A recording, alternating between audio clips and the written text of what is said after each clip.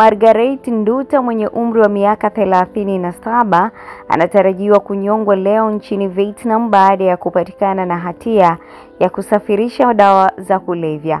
Margaret alikamatwa katika uwanja wa ndege wa kimataifa wa Tan Son In Than, Ho Chi Minh City akiwa na kilo 2 za dawa za kulevya.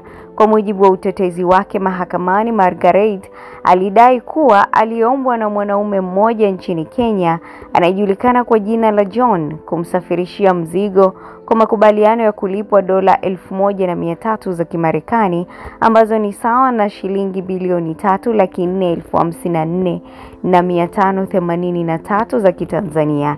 Hata hivyo, mahakama ya Vietnam ilimpata na hatia mnamo March 6 mwaka 2025 na kumhukumu adhabu ya kifo, hukumu ambayo inatarajiwa kutekelezwa leo.